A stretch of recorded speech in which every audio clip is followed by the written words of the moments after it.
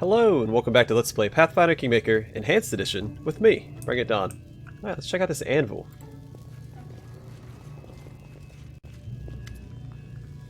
An ancient anvil. Can it still work? Ham can't believe his own eyes, so he reaches to the anvil, touches it with care. Fiery sparks flit dangerously close to his beard. It's just beautiful. The dwarf smiles happily. You see, everything is not that bad after all. The anvil is still operational. What do you say now? Harren pets the anvil gently, without any fear of its heat. Once, I dreamed of working with a furnace like that. I gave oaths to Torag that I'd craft hundreds of suits of armor, that my hammer would be tireless. Oh, that was so long ago. He finally averts his gaze from the fire and turns to you.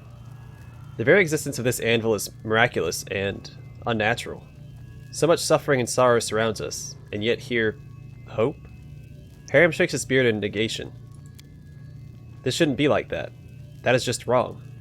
Harren turns around and glares at the anvil with hate in his eyes. His hands clench into fists. Grotus, grant me strength. I'll restore righteousness. The dwarf deals a strong blow with his fist to the anvil base.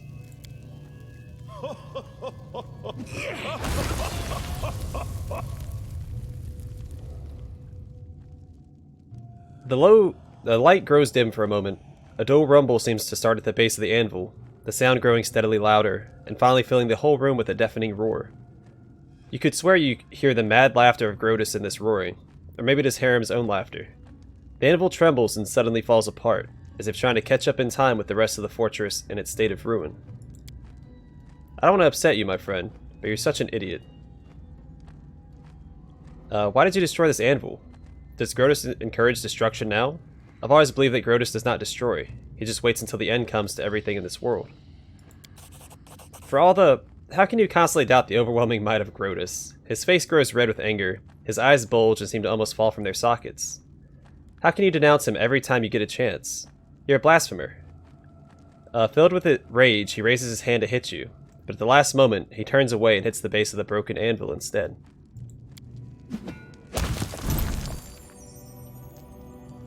And there you have it. After several moments, Harren comes to his senses. Forgive me, Don Victus. Sometimes I still forget how difficult it is to follow the path of Grotus. I must not get angry at unbelievers. I must persuade them to make their own choice of following the one true God. Harren's second blow shatters the remnants of the anvil. Among the shards, something catches your attention. An odd red stone, definitely of magical origins. It radiates heat and glitters with every shade of flame. The priest picks up the glimmering jewel from the floor and looks at it suspiciously. He nearly throws the gem against the wall, but something makes him hesitate. The red reflections dance on his face. What is it? I don't know, but I feel Torag's touch upon it. Maybe those who created the anvil put it inside. Or, No, nonsense. This cannot be. Jewels don't appear from out of nowhere. But then metal isn't usually broken with bare hands, right? I don't know, Don Victus. I don't know. Well, give me the jewel. Harren hands you the jewel. There. Do as you wish with it. You can sell it, throw it away, keep it as a memento. If it is Torag's parting gift, I have no need of it. Harren wipes the tears from his eyes. I shouldn't have come here. What did I expect to find besides decay, dust, and ash? Forgive me, Don Victus. Thank you for honoring my request and bringing me here. But now I wish to be alone. Okay, how close are we to leveling up?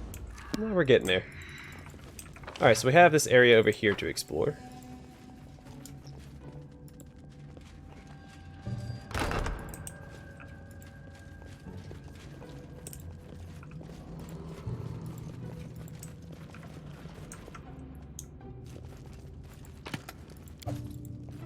Applause, please.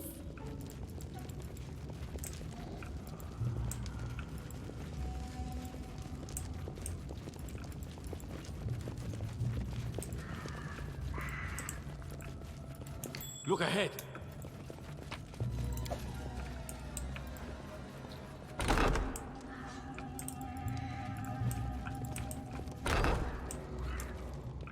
In due time.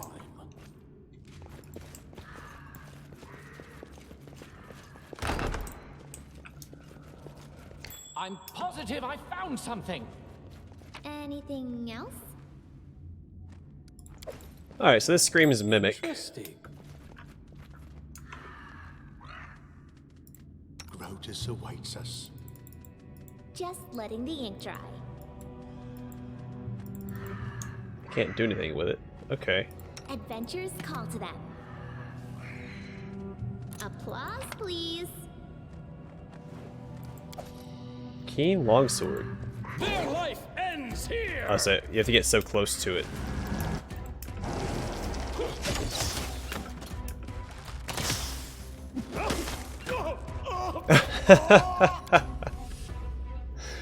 Oh man, that's why I was trying to get Harem to interact with it. I'll have Harem run across to the other chest, I think. Grotus awaits us. Their life ends here. So he should be the one tanking it now.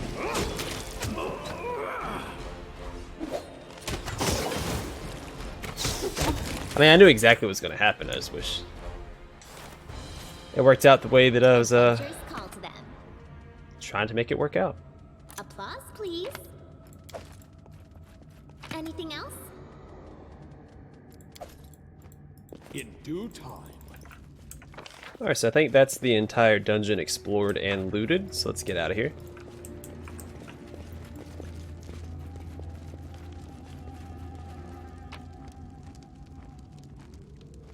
Alright, probably not a lot worth grabbing. That's worth 50, I'll grab that. Oh, didn't loot that archer.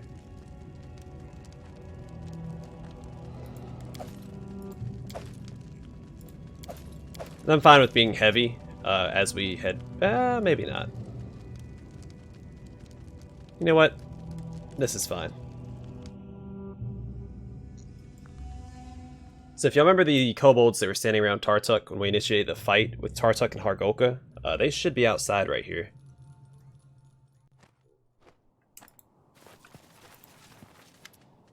A small crowd of kobolds surrounds you. They look frail and thin, their skin covered with sores and claw marks. Even the tattered skins they wear are falling apart. The kobolds make no sound. They simply stand and look at you, following you with their unblinking eyes as though waiting for something. The kobolds step away when you try to leave, making no move to block your way, but their silent attention is somewhat uncomfortable. What are you doing here? What do you want? The kobolds stay silent, quivering somewhat. They keep their eyes on you as you pass by. Do any of you speak common? The kobolds remain silent, but some of them stir as if understanding, but also in fear, as if afraid to answer.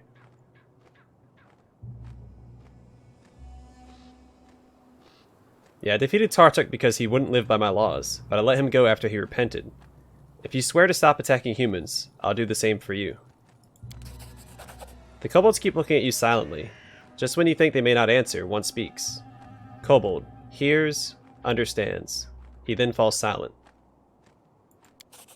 The crowd of kobolds parts before you and closes silently behind you as you pass. After several steps, you turn around and see that the kobolds are drifting apart, going separate ways.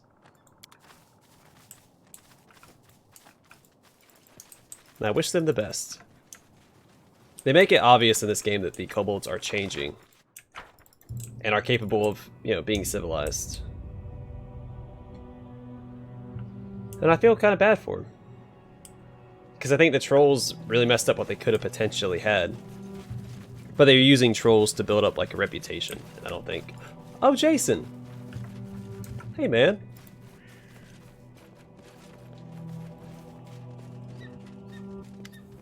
At the ruined gates of Trobold, you see Jason walking alone. Seeing you, he waves his hand. Hello, Borba. Why you come here? Tell me about yourself. Me, Jason. Had another name before. Like other trolls, went hunting, ate Borba. Then Tartuk came. Talked to trolls. Explain how humans live. Jason not as smart as Tartuk, but Jason saw humans live better. Jason stopped eating humans, started wash his fur and brush his fangs. Other trolls say Jason was crazy. Now other trolls are no more. Only Jason left. And what are you doing here? Jason lives here. Trobold is no more, but stone walls still stand.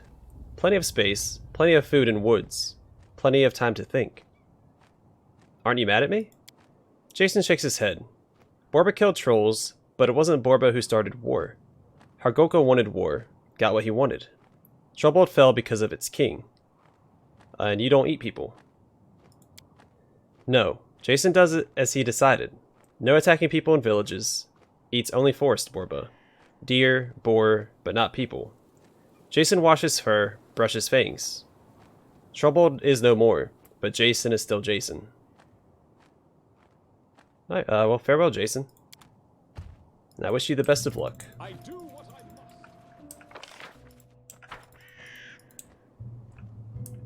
Isn't it Parthenax? Is it better to be born good or to overcome your evil nature through great effort? That's it's a paraphrase. I believe that's what Parthenax said.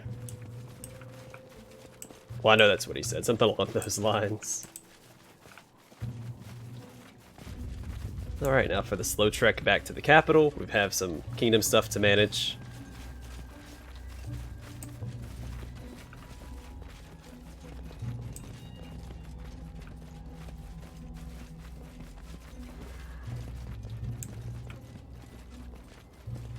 Bloodfire Fever.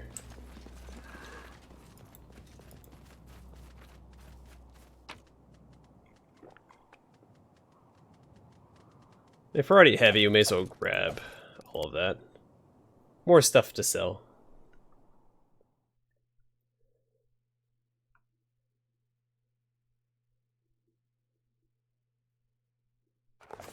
With the troll menace ended, all our woes were in the past, and there was nothing left endangering our young barony. As if the true hardships were yet to come. That's another reason why I like using that that portrait. It's because that's the character they use in all the books. Alright, let's head back to the capital. 2 days and 19 hours. Is there not a shortcut here? We'll see.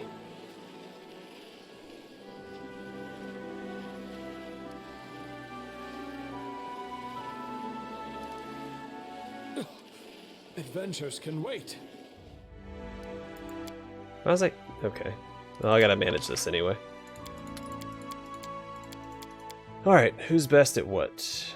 You're okay at cooking. You're better at cooking. Yeah, we'll focus on cooking. He's the best at cooking. Boom. I like having his blend into the night here regardless. He's better at camouflage. She's okay at camouflage. Her sister is better at camouflage, but we'll do it this way.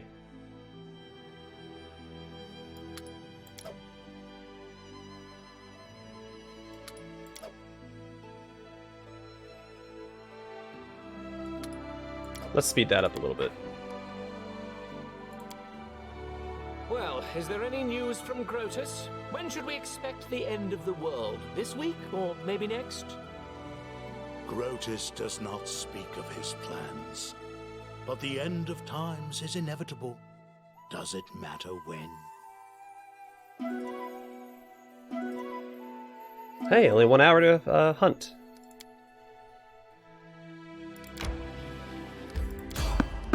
Alright, I'll take all the random encounters I can get. Easy kills, and maybe a chance at running into that Dwemer cat again.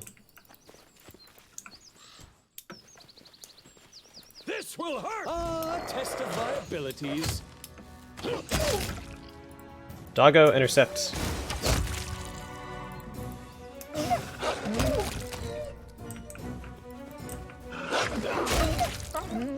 Okay. So those wolves had no chance. Yeah, it is going to be a long trek back. Being heavily encumbered, but it's fine. I think there's a bag of holding I need to get from Hassif. Actually, we need to stop by the Lonely House on our way back anyway to turn in that whip. And I think he's a merchant as well, which should speed things up. So that's right there. We'll go up this way and see if there's a way to cross. I don't think there is. I think we have to cross here. Yeah. That's fine. Adventures can wait. I don't know why that tip keeps coming up, because it used to not come up all the time.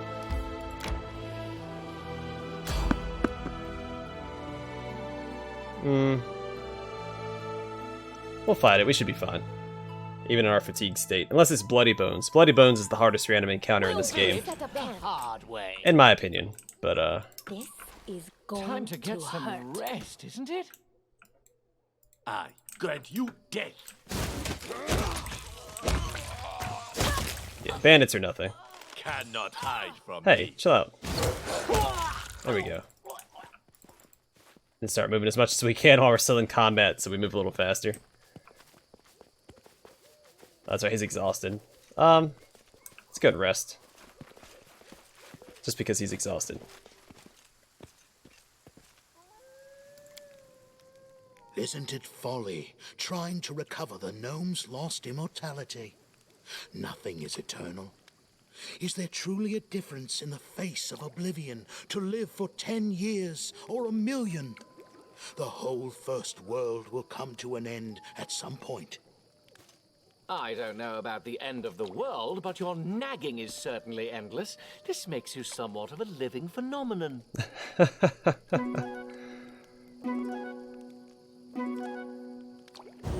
I enjoy their banner.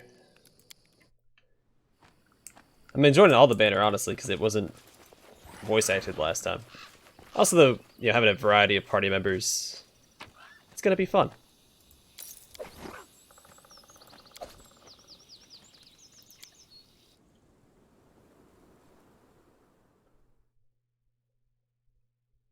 But it seems like this episode's mostly gonna be traveling, so buckle up.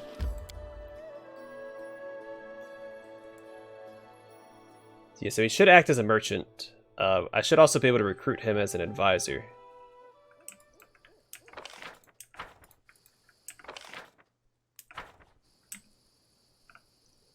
We should move. You're moving, just very slowly.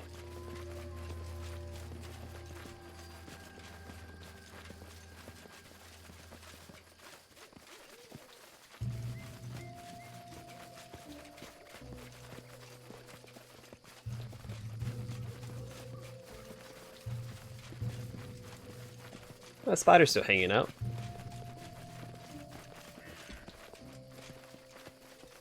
Well, good for him. I'm off.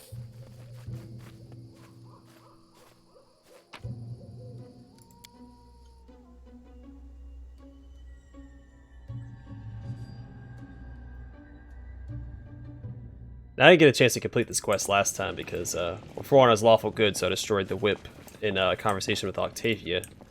Also, he died. I'm there. Alright, so he might be at the end of the road instead of here. No, there he is. Bartholomew has managed to clean up the mess after the troll attack in his laboratory. The wizard is packing his items, books, vials, manacles, and needles, carefully wrapping his things in cloth before placing them in crates. He turns as he notices you approach. Oh, your grace. How good to see you alive and well. Let me congratulate you on yet another brilliant victory. Would you perhaps permit me one small request? I sense that you've recovered something of mine. Bartholomew's voice trembles with excitement. Yeah, return the whip. Here it is. Take it. The wizard snatches the whip from your hands and stops just short of kissing it. It's unharmed. Excellent, excellent. He carefully coils his treasure, wraps it in a clean cloth, and bundles the package with a crisscrossed cord. You have my eternal gratitude. Bartholomew places a bag of coins in your hands. You can't imagine what that thing means to me. Can I see what you have to sell? Certainly. Alright, so offer everything except for these. You can have all of that junk. Alright. You have the dart. The great sword I'll hold on to for Amiri. Don't need that any longer. Nor the keen long sword.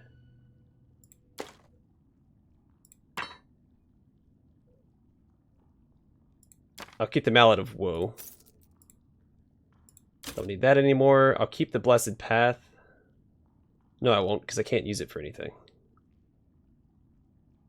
I'll keep the Breastplate +2, though. Chainmail +2 and Heart of Valor. Actually, I should probably keep that as well.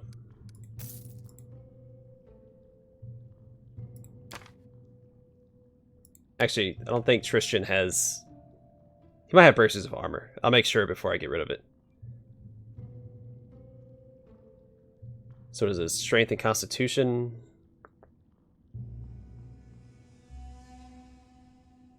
I'll hold on to that as well, because I don't think I haven't been really managing Canera's equipment like I should be. So I need to make sure she's all set. So I think he has +2 dodge bonus to armor class against attacks. Oh, giant subtype. Cloak resistance +2 would be handy.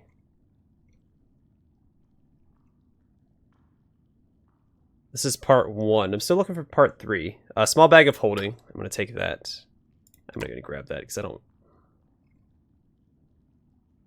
Part 2, part 1. Yeah, so I actually don't... I do not need that. But yeah, that's what I wanted, was the small bag of holding. Because I wasn't able to get that last time. Alright, and that's a deal. And I'm going to sell some of these books as well. Just none of the transmutation.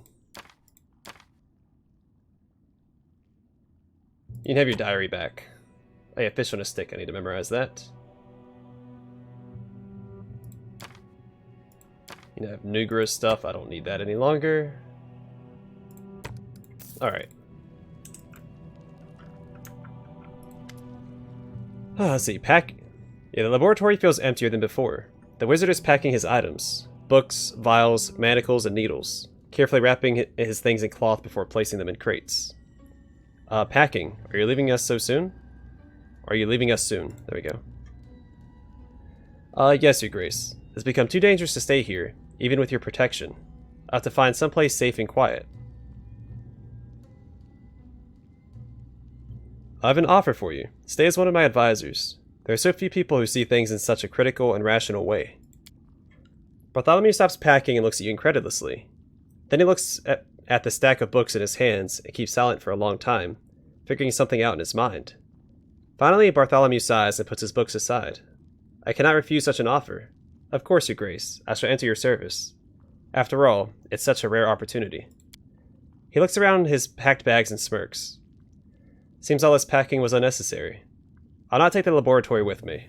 I prefer a lighter journey to the capital. As soon as I pack the essentials and lock up the house, I'll head straight for the city. See you there. Alright. So now I'm lightly burdened. Let me get back to the capital a little faster. And we have a new advisor. I think he can be a magister or a treasurer. I've never had it before, so it's exciting.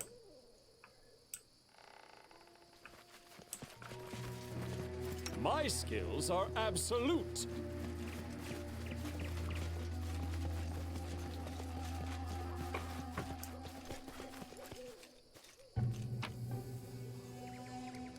Yeah, may as well take it all.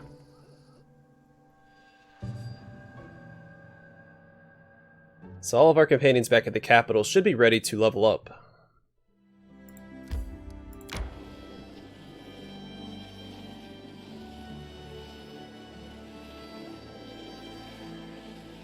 Now, I'm still positive there was a place I went to, maybe in the Tranquil River Bend, that I went to but didn't complete because it had some boggards there that really messed me up. Let's see what all we have going on with the kingdom first before I enter, because I want to go to the throne room. So +3 loyalty, +3 divine. Alright, so regions, I can claim the southern Nar Marches. We're going to wait to do that. Jathal needs an audience. The true masterpiece. It's an opportunity. I do not care. Letter for the ruler. That is a problem. I do not care about that. Do not care about that. Those are opportunities that I'm not interested in. I'm going to put him immediately on this curse. Well, hold on. Who do I need to claim the Nar Marches? Alright, Casil or Valerie.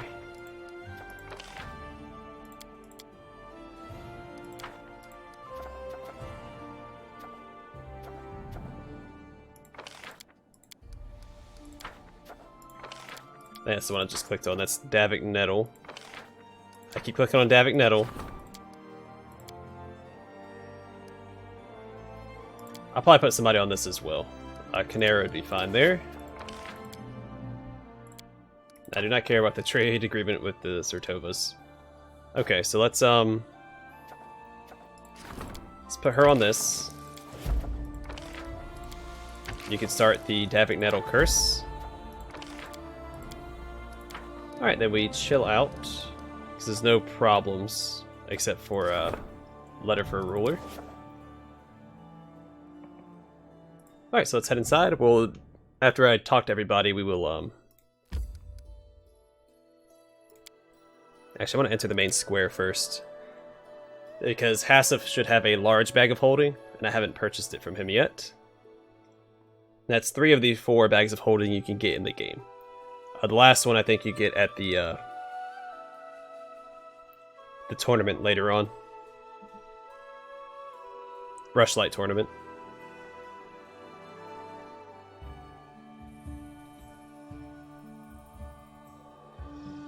So this episode was overall pretty uneventful. We did get a new advisor.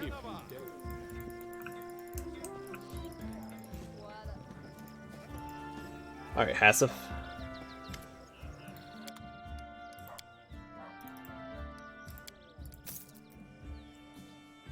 Alright, so he should have...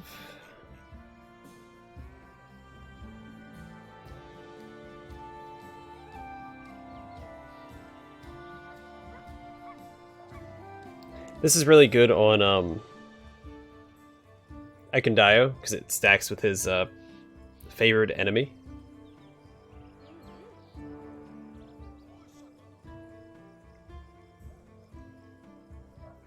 Wand of Fireball would also be good to have. Now I'll grab that. Bag of Holding for 25,000. But it gives us 200 pounds. Definitely worth it. I'm thinking about grabbing this.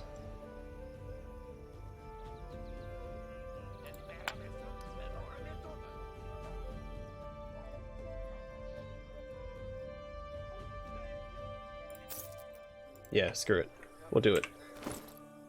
Alright, let's equip everybody. Oh, it actually pops up in the capital. Alright, and we do have to talk to Ekendio.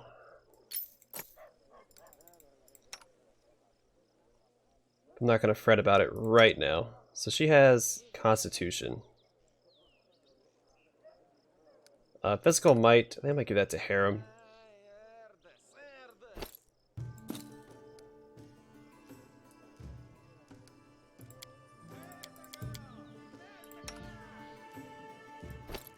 No, I'm going to give it to Valerie. What am I doing? Or not Valerie. Amiri. Whatever her name is. Yeah, I know who I'm talking about. Then the regular strength I'll give to her.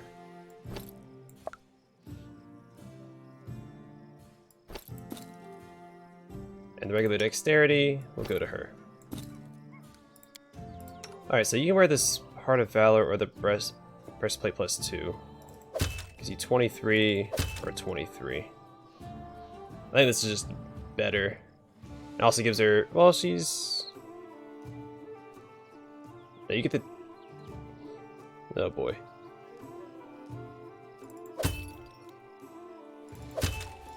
You can have that. And then Amiri will have the Heart of Valor.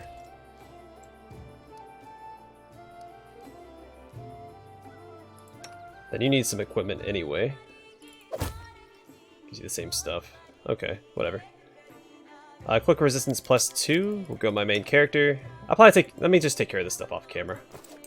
We'll deal with that later. Let's go ahead inside and talk to the people that need some talking to.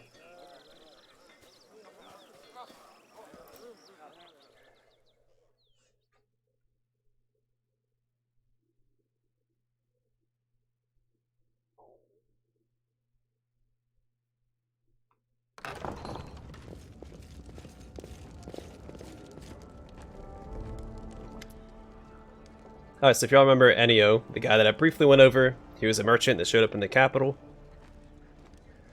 Enio, half-elf merchant who recently appeared in the capital, falls to the floor in front of you.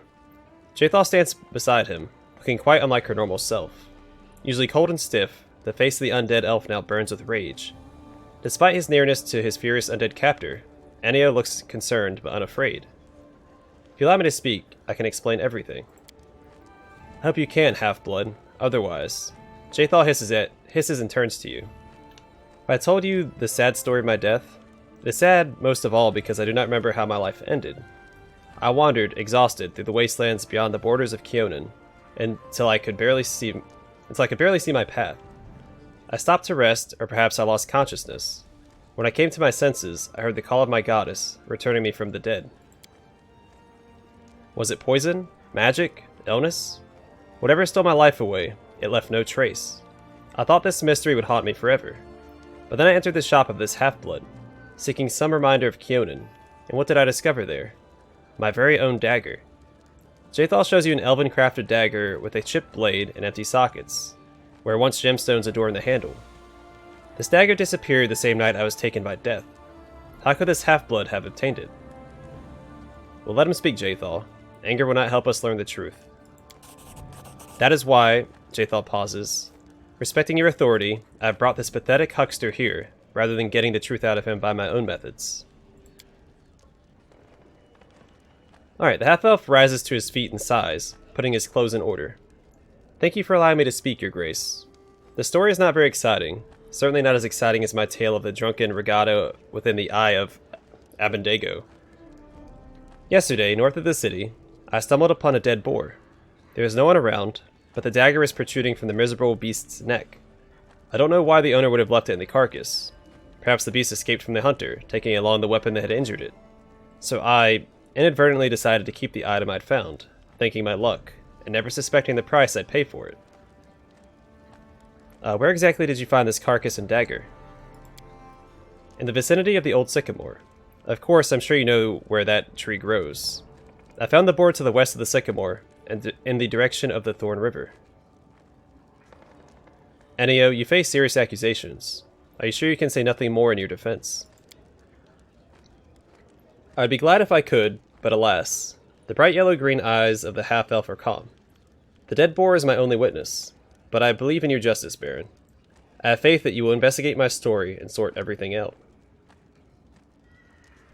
Jaethal, listen to reason. If Enio was involved in your death, he wouldn't be openly offering your dagger for sale. Your words set Jaethal on her heels. She frowns but calms down. Perhaps that's logical. This one would have to be a useless fool to do such a thing, and useless fools do not easily survive the road. Still, his story should be verified. It must be. And in any case, the dagger may lead to my killer. We will investigate this matter further. Let's start by checking Enio's story and seek out this unfortunate boar. Jaethal bows gracefully. I am grateful. It's important to me. And you, half-blood, should pray for our success. If you are lying, I shall find a surer way to get the truth from you.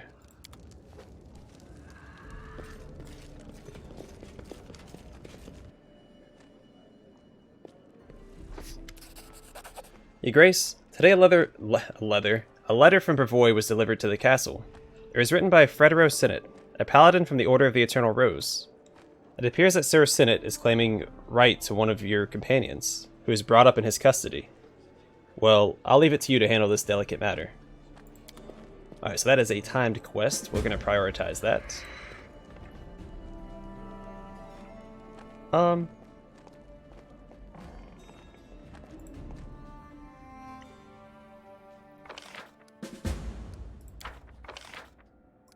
Alright, so we're caught up with everything. We have no problems in the city, or in the capital, or the kingdom, the barony. I am going to not... I need to remember I'm not doing the Gnar marches yet.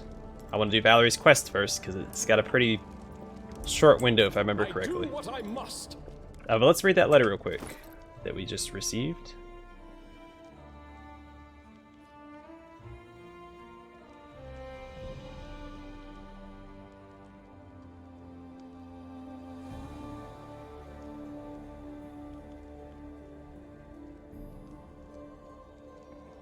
Oh boy.